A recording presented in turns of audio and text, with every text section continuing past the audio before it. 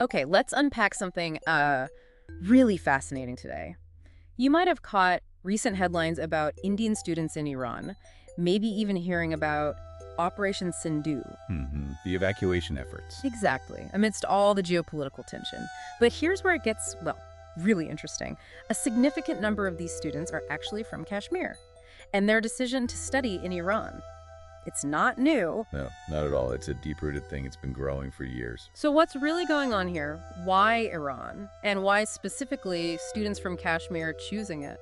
It's fascinating because it goes way beyond just the current news cycle, doesn't it? It really points to this long-standing mix of factors, very practical things, academic reasons, and, profound cultural elements too. Right. Especially for students coming from Kashmir.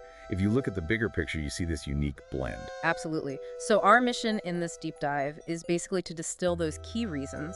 We want to explore everything from, the economics, the money side, Which is huge. to the quality of the education itself and those really deep cultural connections that seem to make Iran feel like, well, almost a second home for many Kashmiri students. Yeah.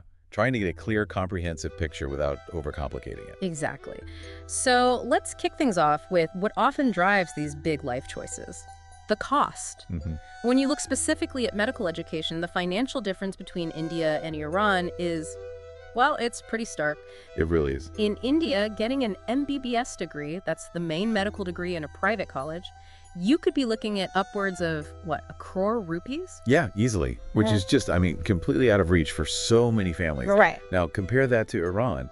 You can find complete MBBS packages starting around maybe 17 lakh rupees. 17 lakh? Yeah, typically ranging up to perhaps 30 lakh, maybe 38 lakh total sometimes. Wow. It's not just a saving. It fundamentally changes the game. It opens doors to a medical career that just wouldn't be possible otherwise for, many middle-class families. That's life-changing potential right there. Definitely. And it's not just tuition. The living expenses are also way lower in Iran. Okay, how much lower are we talking? You're probably looking at somewhere between, say, 300 to 600 US dollars a month. Which is roughly? Roughly 26,000 to maybe 28,000 rupees per month for everything: accommodation, food, transport. That sounds incredibly accessible. And I heard the payment structure helps too. It's not just one big lump sum. Exactly. That's another big plus. Yeah. Many universities let you pay semester by semester, Okay. which really helps families manage their cash flow. Plus, you often get heavily subsidized hostels, sometimes including utilities. Right. And kind of an interesting side point, the way the Iranian rial has depreciated against the Indian rupee actually helps students too. Their money stretches further once they're there. So the financial benefits just keep adding up. What about things like scholarships? Are those available? Oh, yes. That makes it even more appealing. You've got scholarships offering, say, up to 50% off tuition for students with really good grades. Impressive. Then there are specific ones, like the ICCR scholarships. That's the Indian Council for Cultural Relations. They offer about 20 MBBS seats each year. Okay. And even the Iranian government offers merit waivers if students keep a high GPA, like above 3.5. So for a family weighing this up, the financial argument seems almost undeniable. It's incredibly compelling, yes. But, of course, the next question is all That's quality, right? Is this affordability coming at the cost of good education, or does Iran actually deliver academically? And that's where Iran often surprises people. Despite, external pressures like sanctions, they've maintained a strong reputation for quality education, especially in medicine. Which you said accounts for, what, 90% of the Kashmiri students there? About that, yes. It's overwhelmingly the main field. So what makes their medical program stand out? Well, many Iranian universities are actually globally recognized. Some people compare the standard to top institutes in India, like ACE. Really? That's high praise. It is. Students get early clinical exposure, which is crucial. Universities often have links with tons of teaching hospitals. I think Tehran alone has over 20. Wow. And the curriculum, it's aligned with WHO standards, uses a modern organ system-based approach. Very effective. Okay. Now, we should acknowledge the challenges. Sanctions have impacted university finances, maybe made textbooks more expensive, things like that. Sure. But remarkably, the core value, that blend of affordability and quality, seems to remain strong enough to keep drawing students in. That resilience is telling. What about practical concerns like language or getting the degree recognized back in India? That must be on every student's mind. Absolutely critical points. And the good news there is quite significant. About half the medical programs in Iran are now offered completely in English. Oh, okay. That's huge. Yeah, it removes a major hurdle. And crucially, the degrees are recognized in India. How does that work? The National Medical Commission, the NMC, has its official list, the Gazette 2024, and it includes 12 Iranian universities. Got it. So graduates are eligible to take the FMGE exam, the one for foreign medical graduates, and eventually the new next exam in India. Okay. They can even sit for the USMLE if they want to practice in the US. So the pathway back home, or even elsewhere, is clear. How do they actually do on those exams? Does the quality translate into success? It seems to. Historically, graduates from Iran have about a 60% pass rate on the FMGE. And how does that compare? It's actually higher than the pass rate for graduates coming from Russia, for instance. Maybe slightly below Bangladesh, but still very solid. So it suggests they're getting a good foundational medical education? Exactly. It prepares them well for those licensing hurdles. Okay, strong academics, clear financial benefits. Let's shift now to something maybe less tangible, but just as powerful, the cultural side. The feeling at home factor. Right. That nickname for Kashmir, Irani Sagir, Little Iran.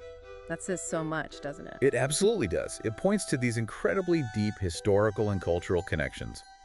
And they really matter day to day for students. How so? What kind of similarities are we talking about? Well, you find it in things like food, kebabs, obviously, but also dishes like kashki bademjan. An eggplant dish, right? Yeah, delicious. Yeah. Very similar vibes to Kashmiri Wazwan, their big traditional feast. You see overlaps in wedding customs, too. Interesting. Even language. Kashmiri Urdu has borrowed quite a few words from Persian over the centuries. So it's not just history books, it's lived culture. Precisely. And think about what that means for a student moving abroad.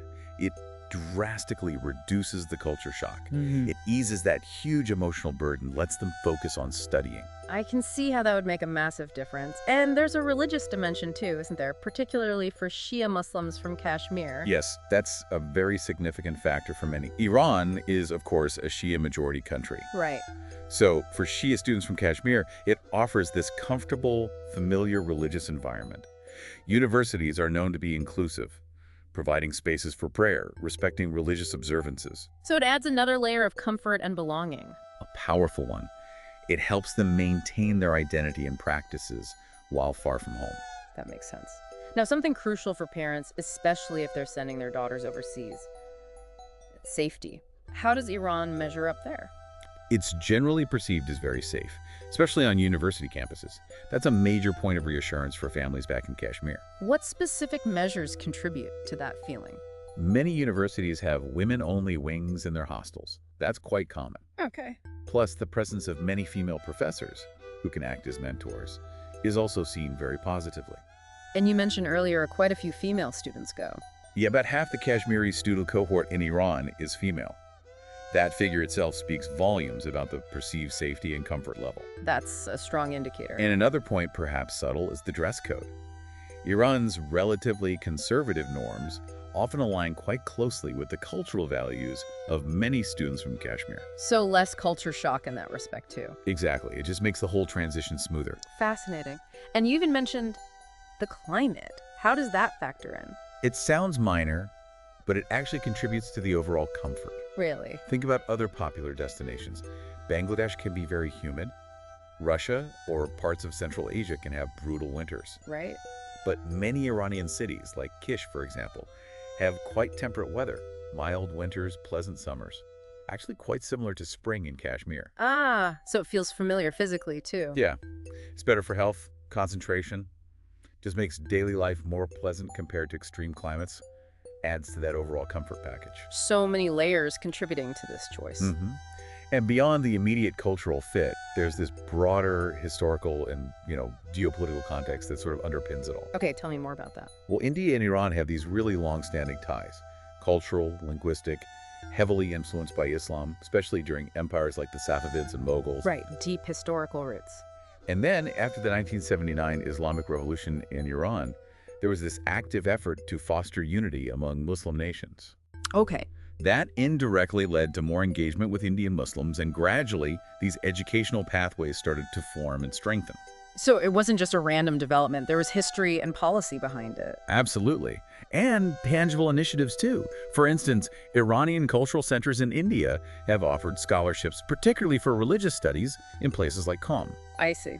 And there was also, in the past, financial support for some Indian clerics. These things built connections, trust, and opened doors over decades. That lays a strong foundation. But of course, we have to touch on the current situation again, the Israel-Iran tensions. That obviously creates uncertainty for students. We mentioned Operation Sindhu. Yes, it's a serious concern. How does India navigate this? It has ties with both countries, right? It does. India maintains, quite cordial diplomatic relations with both Israel, often involving defense tech, and Iran, with things like the Chabahar Port project. A delicate balance. Very. But that unique position allows for what's sometimes called quiet diplomacy. If needed, it helps facilitate safe passage or evacuation corridors. And practically, how do they keep track of students? The Ministry of External Affairs has this portal, eMigrate Students. Students are required to register and log their location. For quick alerts and coordination. Exactly. It's about managing the situation to ensure citizen safety without getting drawn into taking sides in the conflict itself. Okay, understood. Now, we focused heavily on medicine since that's where, 90% of the students are? Roughly, yeah. But it's not only medicine, is it? Are other fields attracting students too? No, not exclusively medicine, though it is dominant. We are seeing diversification. Like what? Fields like petrochemical engineering are gaining some traction, which makes sense given Iran's resources, and also things like Persian literature, tapping into those cultural links again. So a broader academic diaspora is slowly building. It seems so, yeah. A bit beyond just the MBBS focus. So, putting it all together, if you compare Iran to other places, Indian students go maybe Bangladesh, Russia, Central Asia. How does Iran stack up overall? It's a great question. Each place has its pros and cons, right? Sure. Bangladesh is geographically close. Russia might have strong research labs in certain fields. Some Central Asian countries might offer good English programs. Okay. But Iran seems to really excel in, let's call it the cost to comfort ratio. Cost to comfort. Yeah, and also superior cultural compatibility. That specific combination, very low cost, affordable living, high quality medical training recognized back home, plus that familiar cultural and even climatic environment. It's a unique package. It really is. It's hard to beat for many Kashmiri students. The overall experience often just feels more conducive, perhaps. Yeah. More supportive for their well-being and their studies compared to other options. So wrapping this deep dive up, it's really clear, isn't it? The choice for Kashmiri students heading to Iran isn't simple. It's this powerful mix. You've got the very practical economics, the strong academic reputation, especially in medicine, and then this really unique, deep cultural comfort. It goes so much deeper than just the news headlines might suggest. It really does, and it leaves you wondering, doesn't it? Even with current tensions, will those fundamental pull factors, the cost, the quality, the culture, remain strong enough? Will Iran continue to be such a preferred destination? It seems likely, given how deep these connections run. The fact that students keep pursuing their education there, navigating the challenges, it really shows how the desire for knowledge, for opportunity. It often finds a way, even through difficult times. It transcends borders and sometimes even conflict. A testament to the power of education. Indeed. There's apparently some graffiti seen outside Tehran Medical College. Oh, yeah. It says, "Books are the safest bombs." Pretty powerful metaphor, I think, for the lasting impact of learning and these cross-cultural connections. Wow. Books are the safest bombs. That's definitely something to think about. Yes. A potent final thought.